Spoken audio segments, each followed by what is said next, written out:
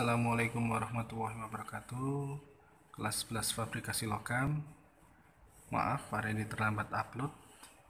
Baik, untuk hari ini kita melanjutkan yang pelajaran tentang sambungan. Fokus kita ke sambungan baut atau mur. Baik, pada ini mulai dengan sambungan baut. Baut itu adalah salah satu alat penyambung profil baja selain paku keling dan las. Jadi ada dua sambungan. Klasifikasinya ada dua sambungan, yaitu sambungan tetap dan sambungan yang tidak tetap.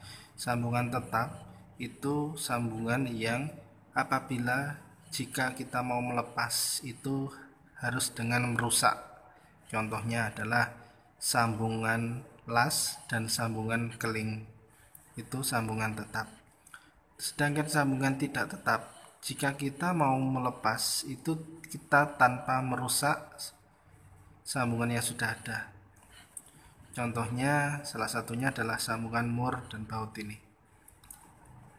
Baik, bagian terpenting dari mur dan baut itu adalah ulir.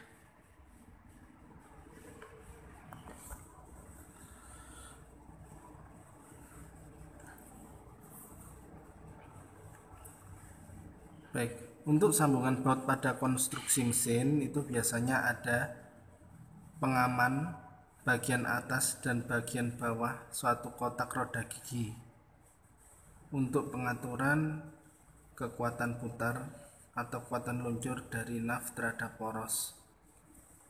3. Untuk sambungan fleksibel atau bantalan dari sirip, batang, piringan, dan roll.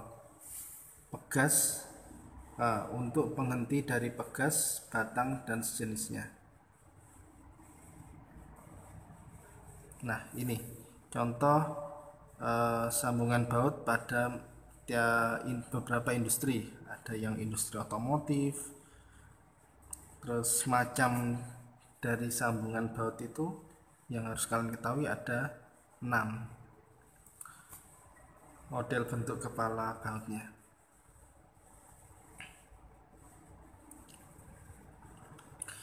Keuntungan yang dapat diperoleh kita menggunakan sambungan mur baut yaitu adalah mempunyai kemampuan yang tinggi dalam menerima beban, kemudahan dalam pemasangan, dapat digunakan untuk berbagai kondisi operasi.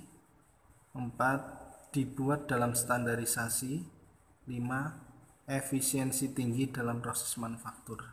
Sedangkan kerugian utama dari sambungan mur baut ini adalah dia mempunyai konsentrasi tegangan yang tinggi di daerah ulir.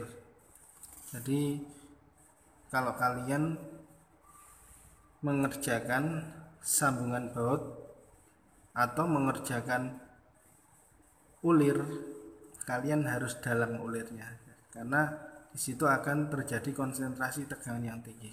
Kalau ulirnya tipis, tidak dalam, maka otomatis alur atau jalur ulirnya itu akan rusak karena adanya konsentrasi tegangan yang tinggi di daerah ulir. Ini adalah bagian-bagian dari baut. Bisa kamu lihat dalam gambar teknik ini. Bagian A kamu lihat di situ, itu adalah diameternya baut.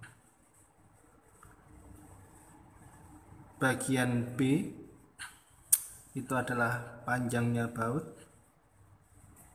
Bagian C daerah dekat efektif. Bagian D itu lebar kuncinya. Bagian E itu adalah diameternya baut. Sedangkan bagian F itu adalah jarak ulirnya. Nah, ini macam-macam bentuk dari ulir.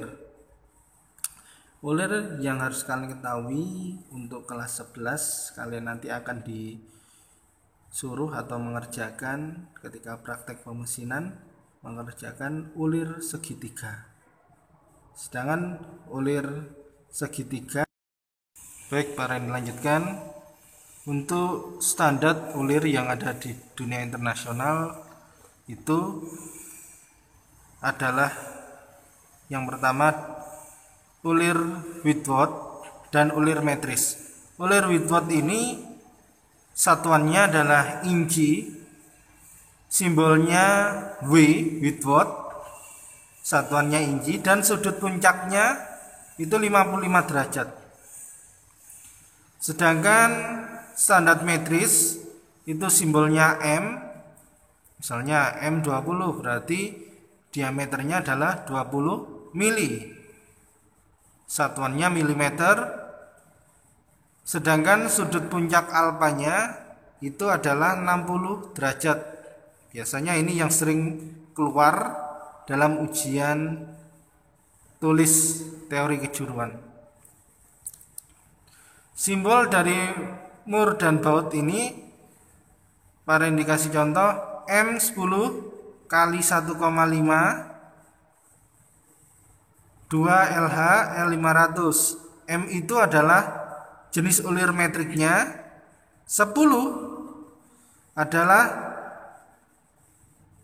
diameter ulirnya, sedangkan 1,5 adalah kisar. Kisar itu jarak antara puncak ke puncak, jarak antara puncak ulir.